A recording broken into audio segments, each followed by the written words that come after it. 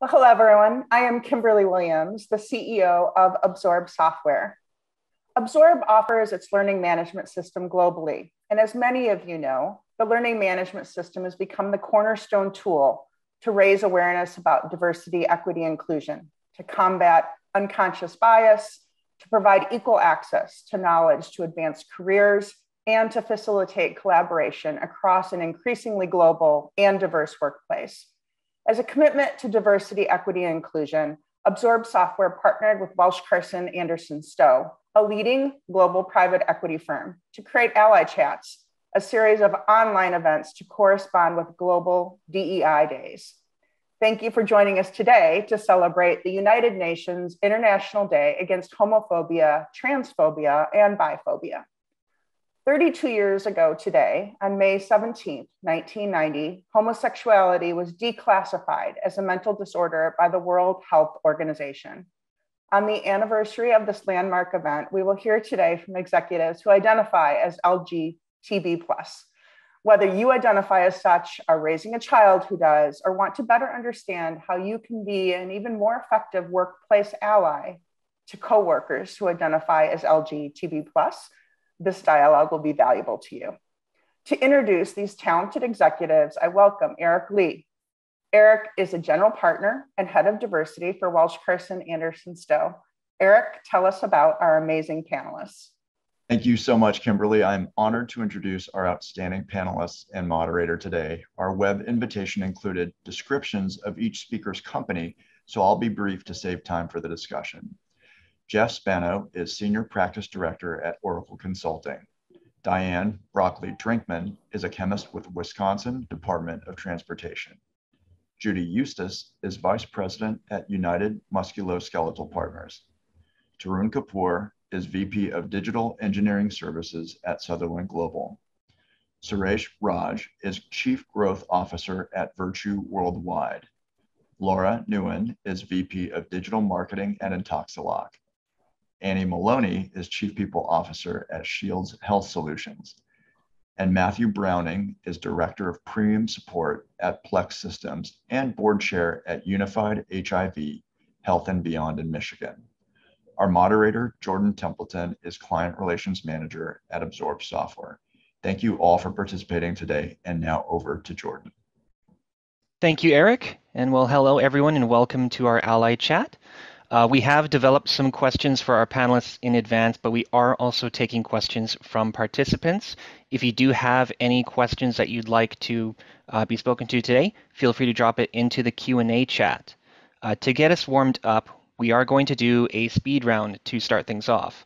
So to begin, in a quick statement, what are small things allies can do to be more welcoming?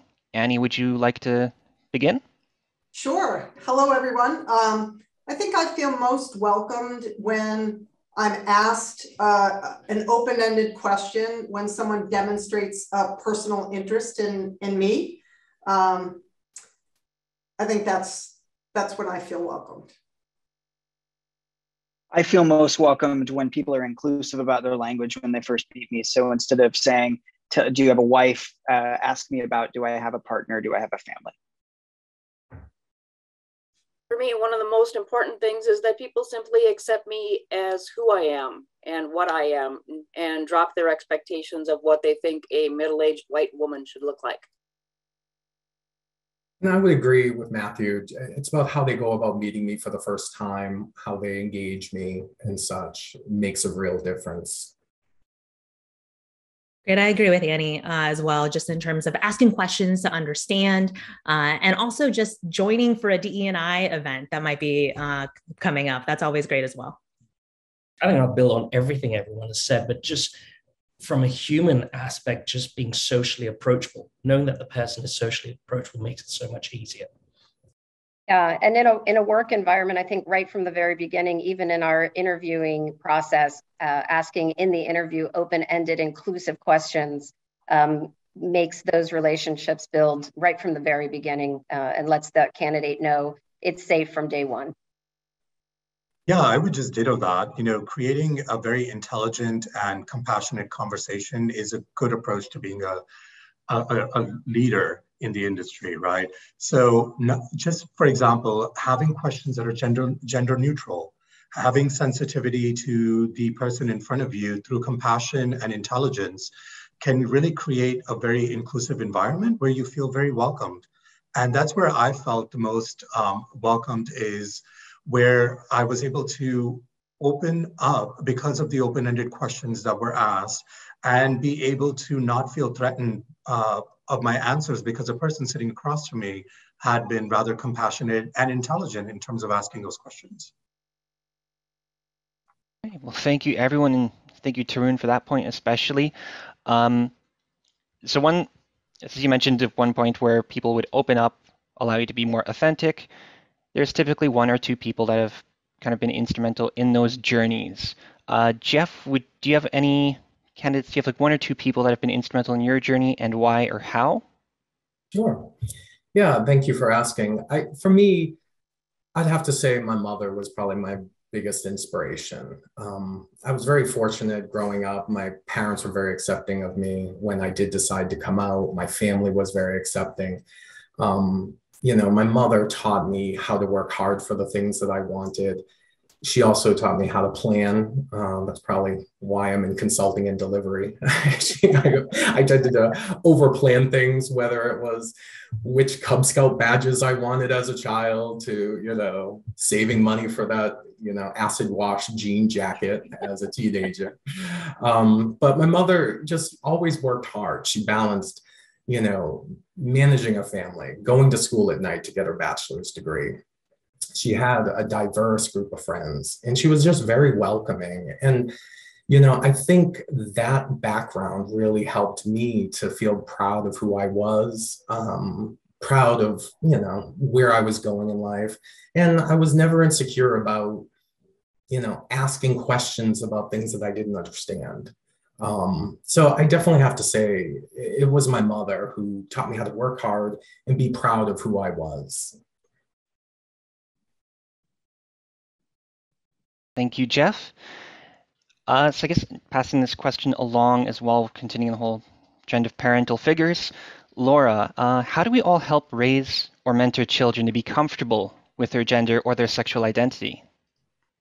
My wife and I have a 3-year-old, quite spirited daughter, and she's enrolled in dance. And so every Saturday, we have her go into a room full of kids in purple leotards, and there she is in her Spider-Man costume. And so, my wife and I have this personal goal to make sure that we're creating an inclusive environment for her, that she's participating in, DE&I types of activities. But at the end of the day, I think it was James Clear that said, we don't rise to the level of our goals, we fall to the level of our systems.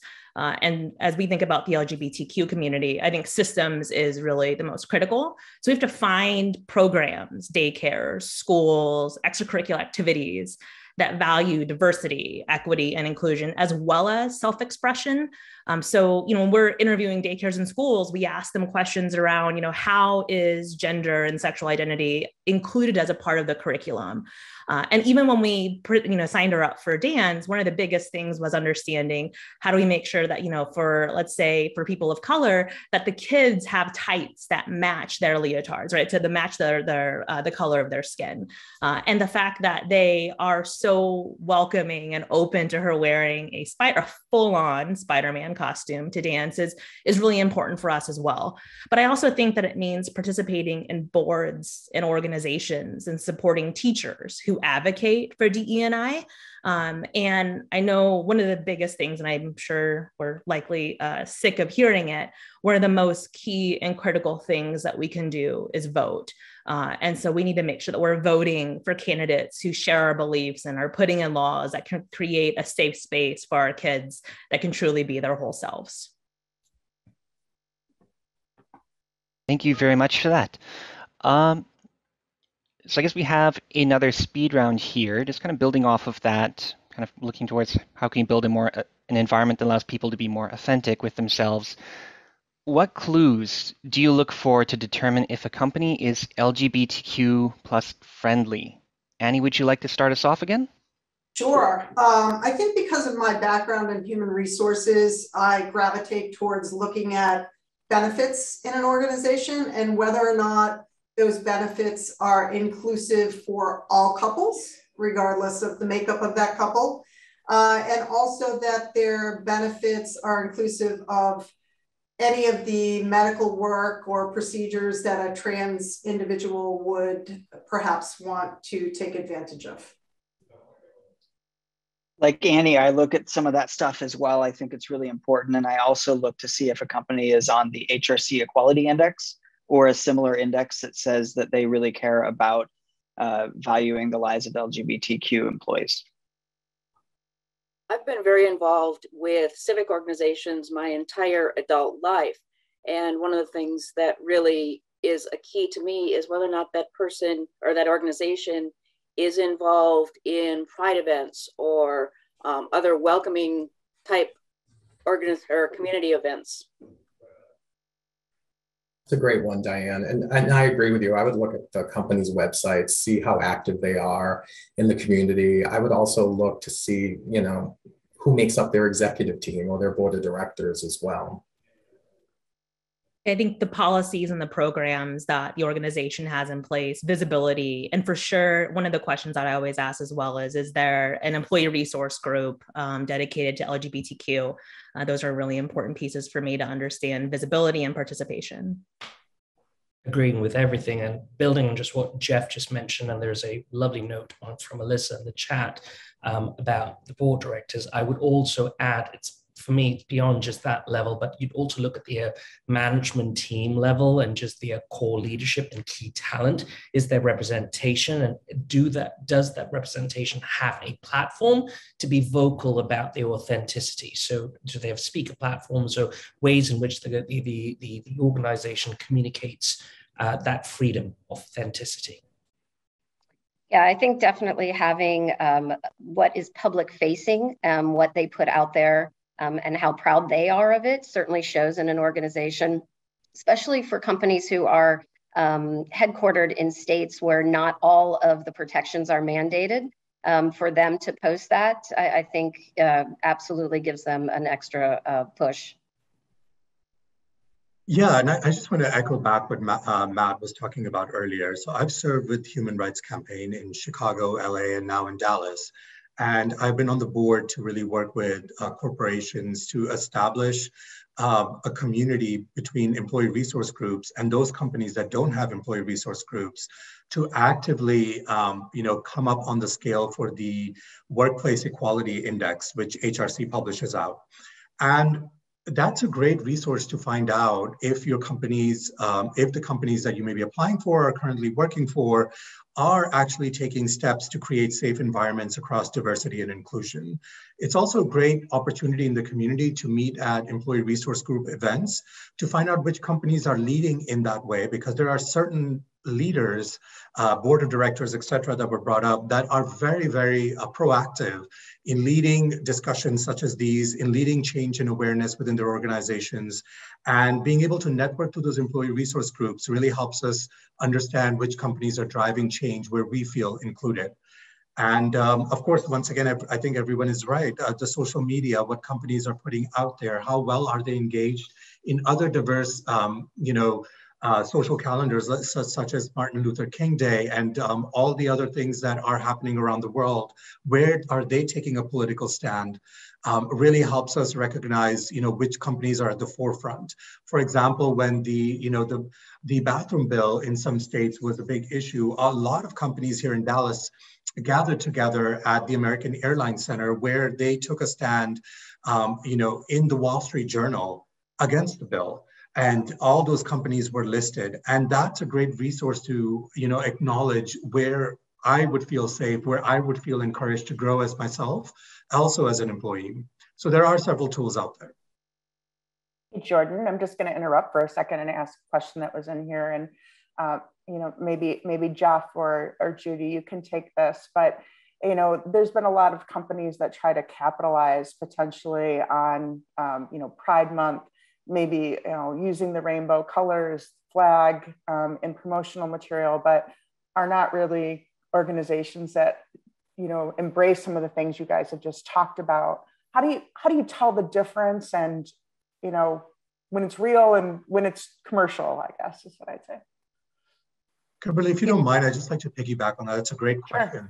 So while I was talking about the annual events that we have for our companies here in the Dallas, Texas region, companies such as IBM, companies such as Salesforce, I'm in the tech center, so I know tech very quick. They actually have legal advocates that advocate for rights. And those are the representatives that are actually coming to the front table, that are taking out these huge ads and making investments and writing letters to the local political parties to be the change for us. And that's how you really tell the difference. It's not about who's got the prettiest float in Pride, but it's really about who is really investing in the change that we're all here gathered here for. Thank you. Jordan, back to you. Thank you, Kimberly, and thank you everyone for all of those good points on that question. So I do have another series of questions here. One of the kind of the most defining moments that LGBTQ plus people can have is making that decision to go public, be open about their true selves, be authentic. So first off, I have a question here from Matt. When and how did you make the choice to be public about your identity at work? So I'm probably weird in that people at work knew before my family that I was out and I was gay, but I wasn't necessarily really pushy about it. I didn't really tell people about it, but I was just kind of authentic with it and it felt comfortable. I think what changed for me is when I joined a company that my VP was out and he was gay. And from that point forward, I started feeling what it felt like to have someone that was like me, that was in a role above me. And ever since that point, I've made it a point to not just be out, but to be unabashedly out. So everyone at this company knows that I'm gay, that I have a partner. My new boss has already met my partner. And I think that doing that allows other people in the company to say, wow, it's an accepting place to be. I could be out. I could refer my friends here. It's a comfortable place. And it just helps other people as they grow their career and feel comfortable. Yeah, Matthew, I have to say, we used to have a saying at my last company: everyone in the company needs to look up and see somebody like them. And like them can mean a whole bunch of things. It could be somebody who has doesn't have a college degree and you don't have a college degree. It could be a woman. It could be somebody gay. It could be somebody Black. I mean, it's just, it's very, when you feel like you've got an obstacle because of something about you or your background, it's just so much of a relief to look up and see somebody like you who has been successful. And so I do think that it's one of the reasons that really focusing on representation at the executive and senior level really builds competitive advantage, because you attract, great talent like you, right? And makes it so you can show up every day and be your authentic self. So I think it's a great point. Alrighty, and well, I have another one here, this time for Annie. How has coming out and being out impacted your relations at work?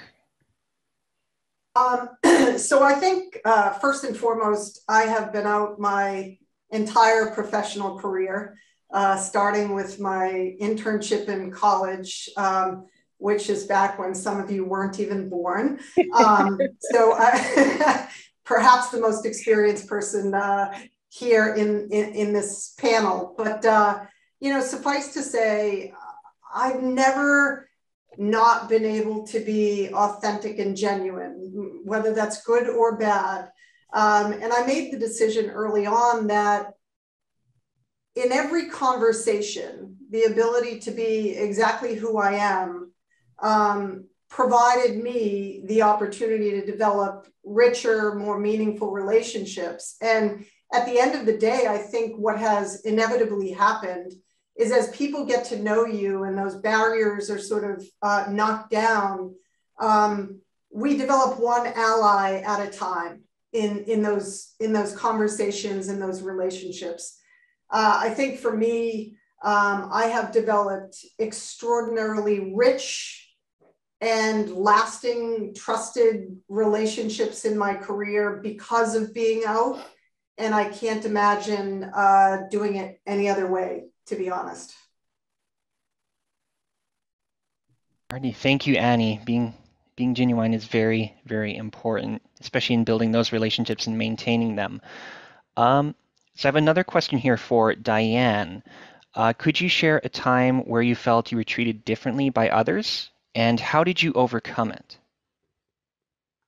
When I started my current position, which is working for the Wisconsin State Patrol, our past program director was not openly homophobic, but she was definitely not discreet in some of her disdain, shall we say. And one of those responsibilities that we have is training law enforcement officers. So my typical uniform, and I had worked as an auditor for more than a decade before that. So I typically wore exactly what I'm wearing today, minus the tie, to do training. And shortly after a training session, I was pulled into a conference room and told that my attire was a distraction and inappropriate for the audience. And I was completely taken aback. I was not on probation, so I could have said, hey, fly a kite. But I was like, okay, well, how can I acquiesce? Because otherwise this is going to be a problem. So I went out and imported a couple of gender neutral tunics to wear. And curiously, gender neutral tunics were more acceptable than a button down Oxford shirt to this person. So then after about a year or two of my gender neutral attire, I went back to being who I really am. And I got to the point where I was like, my coworkers accept me. We are training people that are 25 years younger than me. They don't care what I look like, who I sleep with. And it really dawned on me that it was her problem and not my problem. And I grew into really embracing who I wanted to be, who I needed to be. And if it was something that wasn't acceptable to them, well, it was on them, not me. And I think that's probably one of the best things that people can do is just, the words living authentically and being who you know you are is the only way to be successful. Thank you for that, Diane. It's very, very important that we continue to be genuine, be ourselves. And yes, I can see there's some feedback in here. A lot of people echoing that sentiment, so thank you very much for that. I do have another speed round here, and a question for everybody. What is something people commonly do or say, not even knowing it could be offensive? Annie, would you like to start us off again? Yes. To me, this has happened more than I care to admit. It is someone asking how my friend Gina is. Gina is my wife. She is, we've been together for 35 years. We have a 25-year-old daughter. Most recently I had someone ask me if I was spending the holiday with Gina. And I thought to myself, that was an interesting question, and walked away from that conversation thinking to myself, would that person have ever asked a straight couple or a straight employee that same question? Would you think that somebody would not be spending a holiday with their spouse? So anyways, that drives me crazy. I would say for me, it's people trying to figure out what the gender role is of a same-sex couple. So someone asking me who's the man in the relationship, or asking other people who's the husband in the relationship. I think society has moved past those gender roles as a whole, but you still get asked that pretty frequently if you're in a same-sex relationship. I grew up in a rural, very conservative, very Catholic town. And my partner Monique and I have been together for over 20 years. And even now when we go up, there are people, if we go to the grocery store, they will look at Monique and they will say, are you Diane's roommate, friend, just coming up to visit for the weekend? And it's just absolutely bizarre. And it's not like I'm the only gay person that grew up there. I would agree with Annie in the sense of, saying your partner or spouse is your friend, right? What are you doing with your friend? Or I've had people kind of dance around asking me outright, what are you doing with whom, or, and it just becomes awkward. So if you don't know, I'd rather have people just ask, how I would want them to refer to my partner or spouse or friend. Agreed. I think the other that we hear is like, who's the real mom, or who's the mom? And so the answer is we both are, which then leads to puzzling faces. I think the common thread here, and it's just immediate assumptions, right? Immediate assumptions that you are, in a straight relationship, or you are, and if they find out that you are gay, that you actually shouldn't be having kids or don't have kids as a result, and just putting you into boxes, I think, that without actually trying to get to know you. Yeah, I think one thing that comes to me pretty frequently is questions about my children, how I got the children, like as if there wasn't a plan. I'm very happy to talk about how we became parents and that journey. It was actually quite wonderful for us, still is. But I know for everyone that process is not as easy to, it didn't come as easily, and it's not as easily to talk about. So I know that that's something we should be more sensitive to. Agreed. I'd just like to echo what Suresh was saying. Assumptions. We all know what assumptions lead to. And in most of my career life, everybody has, not everyone, pardon me, let me retract that. Most of my career life, I've run across situations where my colleagues have made an assumption that I'm straight. And that has, really led to comments against the LGBTQ community from their perspective, as a part of including me in their group, assuming that I'm straight, that have been very hurtful and biased towards who I am. And later, when they have found out I'm not, I do feel they have been embarrassed, and in a way that's also come back to them to help realize that, I shouldn't have made that assumption, that I should be more open. And sometimes they have apologized to me. So assumptions definitely lead down a bad path for you and for the person across from you. Just be open-minded, and let's try not to make assumptions. So I'm going to jump in with one of the questions in the chat, and it's one of the things that's interesting to me when I start looking on a global basis around some of these diversity, equity, inclusion things. Is that more than 1/3 of all countries today still criminalize same-sex relationships. So as companies become more global and you're working with individuals who are employed in one of those countries, what advice do you have about how to, increase their ability to be an ally and to be accepting when in their own country it's still criminalized? And I don't know if anybody has any thoughts on that would like to take it. That's a very, I'll just shed some light. That's a very hard situation to be in. I will speak from, personal experience. So I actually immigrated to this country as an asylee due to LGBTQ persecution. And in my native country, it was really hard for me to find groups or allies per se that were even moving towards any kind of awareness within the company, because everybody is so afraid of persecution that even speaking up can be such a tremendous burden that it could, it just really detracts you from trying to even reach out for help, to be honest with you, because you're so afraid and you're so scared. Are there other progressive countries that may be moving towards openness? Yes, there are. Are there resources like Human Rights Campaign in the US that are working with countries such as that in, like, for example, Russia, et cetera, to create awareness, to create allies? Yes, there are. There's actually a program in Human Rights Campaign where they find champions within countries and actually either go there or bring them back to DC and create programs to build allyships, to help educate. And those are still very minimal. We could be doing a lot more, but it is a very difficult situation to be in. So I cannot say that I would have broad advice across regions. However, I would say stay strong, try to be open-minded, and find, there will be allies out there. And I do hope that you will find them and you will reach out to them to create that network, but find international communities such as Human Rights Campaign or others that are Amnesty International that are really, advocating for equal human rights across your country and see if tools and allyships could be offered through any channels.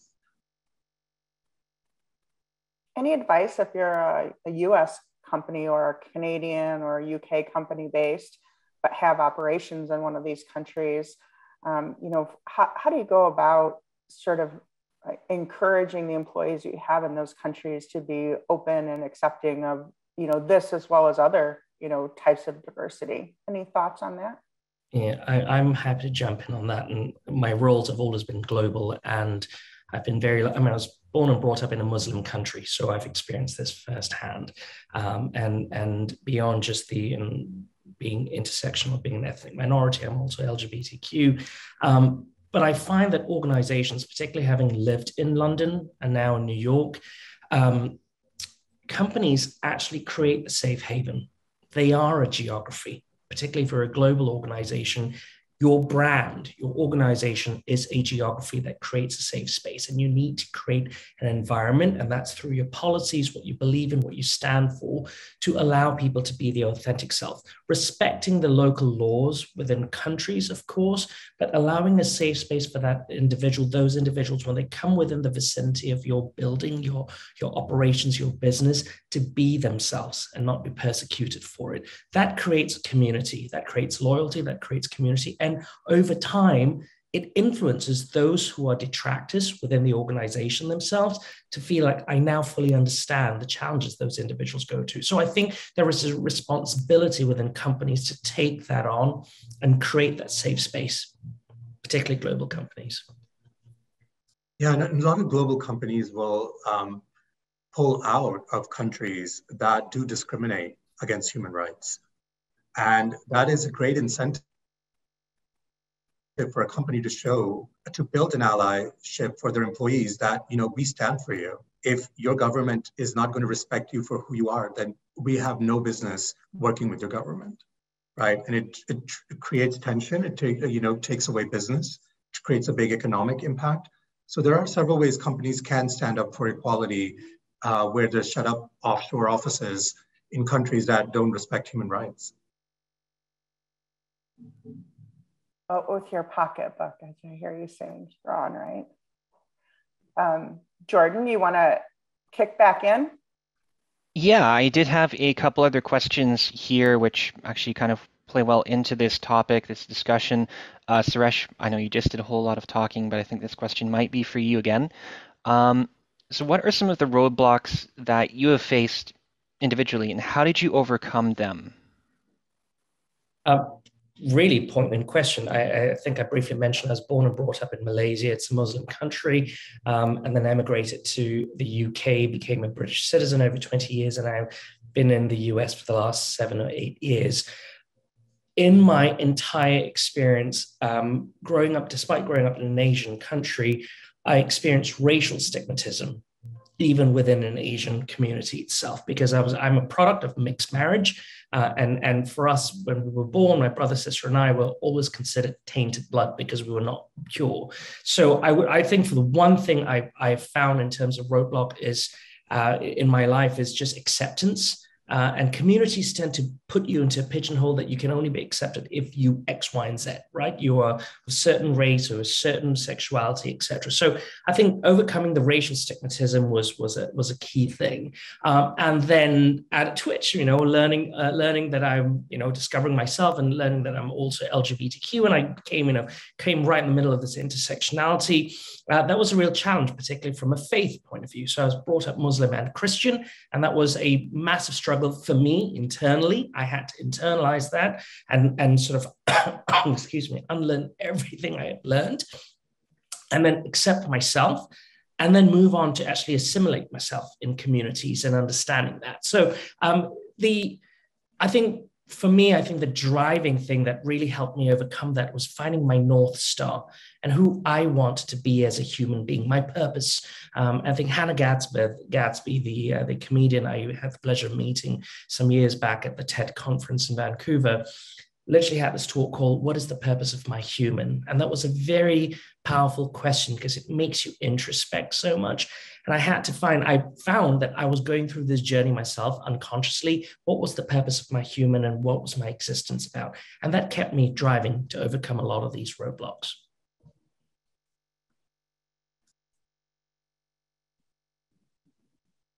Thank you, Suresh. So I do have another question here that kind of ties into that, being able to kind of, well, find your human, find a better way to build your authentic self. And this might be a question for Judy. So what strategies worked best for you when it came to advocating for yourself, for your genuine, authentic self?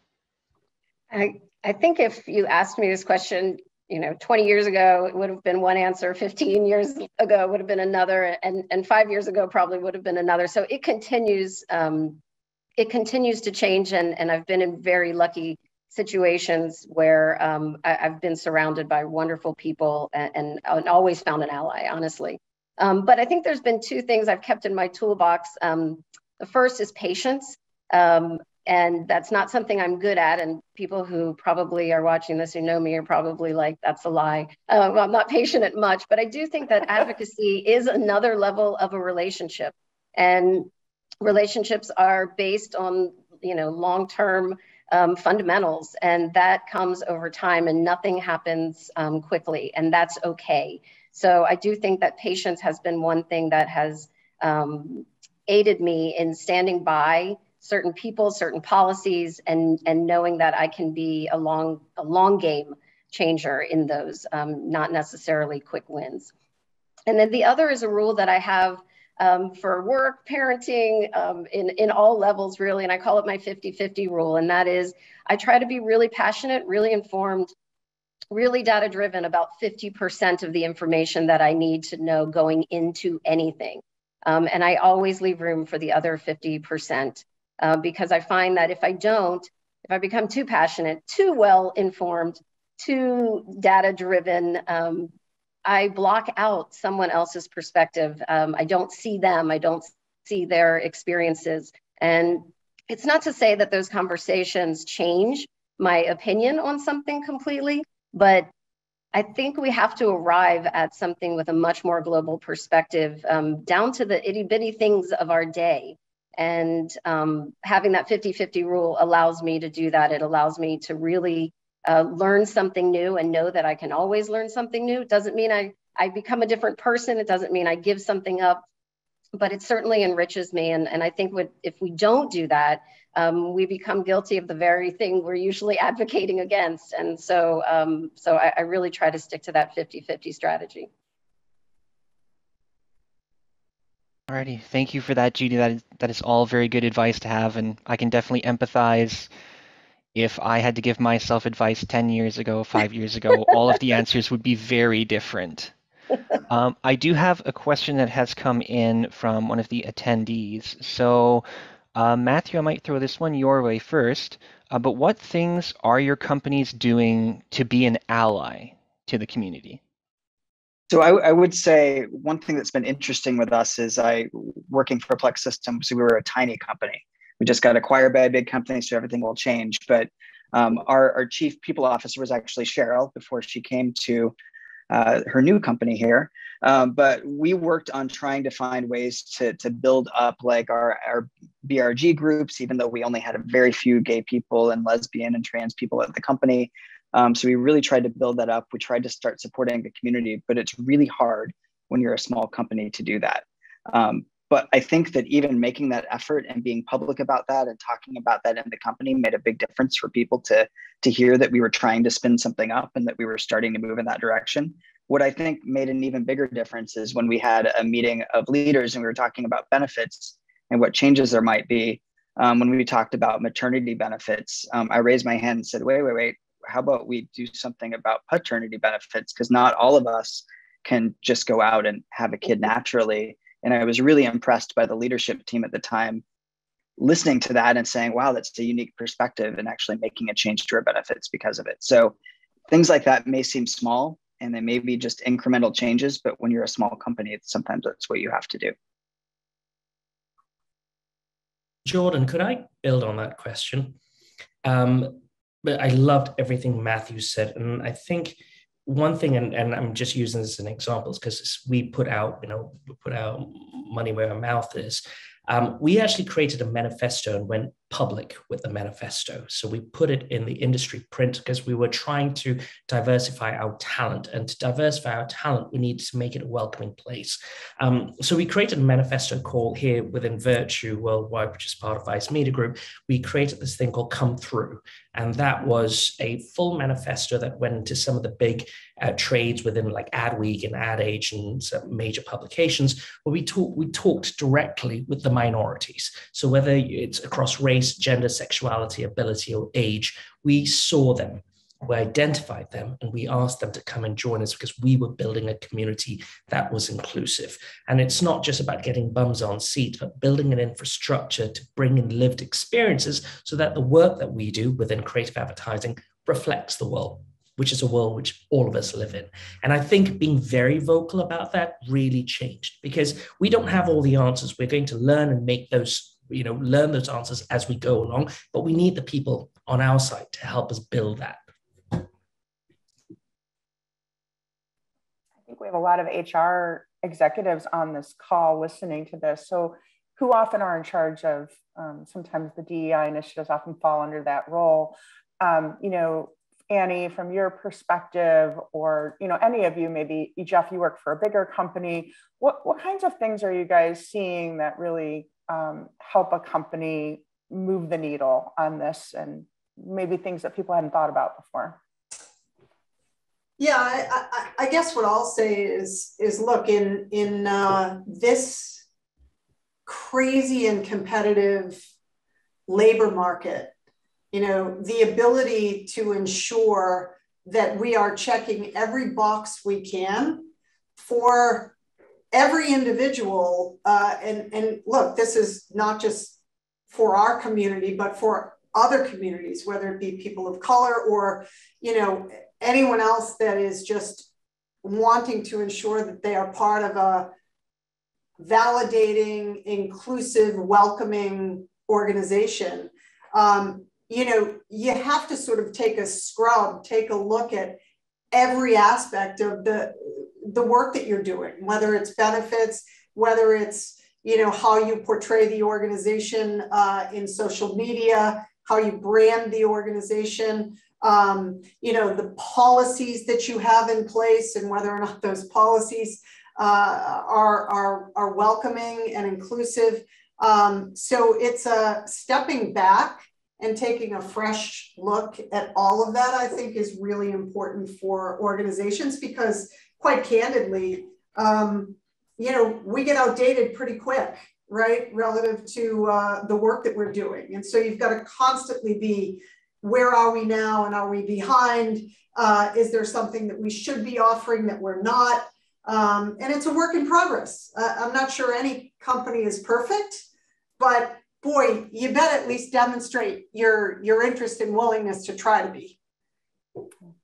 And I would like to add to that. I think for my company, being a large global company, we used to have yearly trainings, right, where they would check the box and say, this is diversity, or this is sexual harassment, be careful of this or that. And one thing about my company that I really enjoy is, well, there's several, but one of the things they do have, they've been really pushing with their yearly trainings to not just be the standard. I mean, over the last several years, having training about microaggressions, unconscious bias, making sure everyone is getting the same training and understanding, it's helpful, because I feel like it is moving the needle, because everybody's more conscious of what they're saying, how they say it, how do you start a conversation. And it really evolved from training years ago, where it was just, like I said, the basics, right? And it was just, you'd probably play the training, not even pay attention, and just want to check the box. So I feel like there's subtle things that keep building upon. And also, one thing with my company, they do they have multiple groups, but they do have an open group for LGBTQ plus community. And they meet monthly in every region of the world. And then on Pride, they have a yearly Pride 24-hour fast, which starts on one end of the world and ends on the other. So it's seeing these things and changes just makes it more inclusive, and it makes me proud that they're taking it seriously. Yeah, I think probably 20 years ago, there was advocacy in one silo. Companies had to just respond to whatever those pesky advocates were doing, and HR would scramble, to make policy and do the bare minimum. And now they really overlap, and businesses are the advocates. This is where we spend the majority of our time. This is second to our families, and for some of us, they are our primary family. And so when we advocate all together, the result is so much stronger and so much more swift. Yeah, absolutely agree. I think the other piece too for us to think about, and that I'm really proud of InTalksLock for doing, is we have an employee engagement council, and then we have our diversity, equity, and inclusion council. And when we think about benefits or programs, those two groups have the opportunity, right, to come together and say, this is what the employee base is looking for. And so really opening those doors and hearing from an HR perspective and from an employee perspective, every representation across every level within the organization, as well as every business within the organization, has input and an ability to advocate for the types of programs that would be beneficial to all employees. Judy had made a point that, things have changed, and, it certainly has changed a lot. A funny story with my grandmother, who was born in 1917, and she died when she was 103. So she saw a lot of changes in her life. And I remember in the late 70s, how upset she was about the first test tube baby, that this was just a horrible thing. And so fast forward, I don't even remember how many years, probably 30 years, maybe even a little bit more. My cousin was in a relationship with somebody, and they decided that they were going to use IVF to have a child. And so my grandmother said, "You're not going to believe this." So she sits to tell me this story, and I'm just waiting for so she goes to this whole thing, how they're going to get a sperm donor. They have the book, they're going through the book. And I'm thinking, oh, she's obviously upset about something.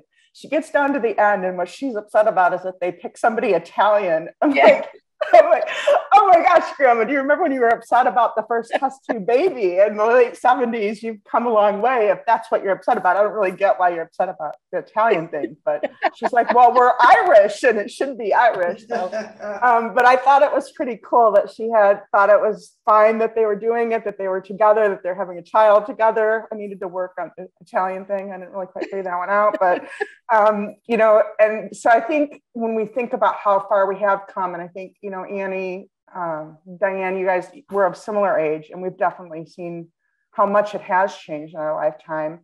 When we think about the next 5 to 10 to 20 years, to get to that ideal state, what kinds of things do you think, what are some of the biggest obstacles we have today to get to that next state? I don't know if it's so much an obstacle, but one thing I'd like to see more emphasis on is not just the optics of what the board looks like or the management team, right? It's very easy to find and hire folks that look and sound different than the rest of the company. But I think what we've all been impressed upon, and we continue that I've heard in all of our messages, is really the action. It's the mindset, it's the results of work, not the pictures on the website and the flags up, right? It's really the openness to it all. And we've had these internal discussions at my company as well about how can we hire more open-minded, more diverse thinkers, not just those who look more diverse. And I'm really excited that the DE&I committee here is really pushing for that in the interview process and making sure that we let our culture of inclusiveness be known very early on, that we weed out anyone who might not be comfortable with that, and that we welcome those that are, and that are seeking that. And that is from our very top leadership down. And I think that's what I'd like to see more emphasis on. I think the other thing that is critically important right now, I think we all understand and see just this increase in hatred that is permeating, every news channel and every avenue. It's quite frightening. I think as employers, we need to be openly communicating, taking a stand, making sure we are speaking up, that our leadership teams, our boards are speaking out against acts of violence and some of the rhetoric and hatred that is out there. I think if we don't do that, that's going to permeate into our organizations, and we can't allow for that. I would love to. Sorry. I was just going to say, I'd like to build on what Annie said just a little bit there and say that we've seen as some of these things have happened that organizations have responded and they have taken a stance, which is great. What scares me is there going to be a fatigue where they stop taking a stance because some of these things keep happening. So I think it's absolutely critical that for all of these issues that organizations continue to take that stance and continue to say that they are against hatred, they're against all of this stuff, right? And make sure that it's a continuing message.